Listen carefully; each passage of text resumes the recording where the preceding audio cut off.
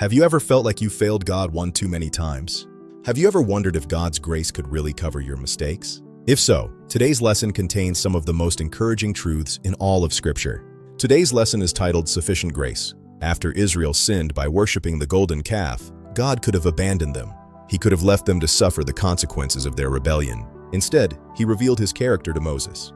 In Exodus 34:6, God declared, the Lord God, merciful and gracious, long-suffering and abounding in goodness and truth." What an incredible description of God's heart. Notice that God does not begin by describing his power. He begins by describing his mercy. He wants us to know that grace is at the center of his character. That same grace led Jesus to the cross. Jesus suffered and died so that our broken relationship with God could be restored. When we come to him in repentance, he does not push us away. He welcomes us, he forgives us, he restores us. Think about the tax collector in Luke 18. He simply prayed, "God, be merciful to me, a sinner." That humble prayer touched the heart of heaven. And it still does today. Perhaps you've fallen into the same sin again. Perhaps you've made promises to God and broken them. Perhaps you feel burdened by guilt. The good news is that Jesus is already seeking you. Before you even call upon him, he is working through the Holy Spirit to draw you closer. He is the good shepherd searching for the lost sheep.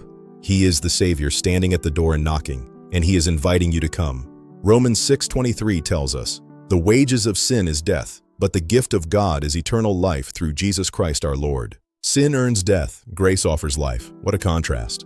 Romans 5:8 gives us another beautiful promise. But God demonstrates his own love toward us, in that while we were still sinners, Christ died for us. Jesus didn't wait for us to become perfect. He died for us while we were still sinners. That is grace. And Romans 5:20 tells us, "Where sin abounded, grace abounded much more." No matter how great your failure may be, God's grace is greater. No matter how deep your guilt may feel, God's mercy goes deeper. No matter how far you have wandered, Jesus is calling you home. Zechariah 3 gives us a beautiful picture. God removes the filthy garments of sin and clothes his people with clean garments. That is exactly what Jesus wants to do for us. He takes our guilt. He gives us his righteousness. He takes our shame. He gives us his grace. He takes our burden. He gives us peace. Today, don't stay far from the cross. Don't look at God from a distance. Run to Jesus. Bring him your failures. Bring him your fears.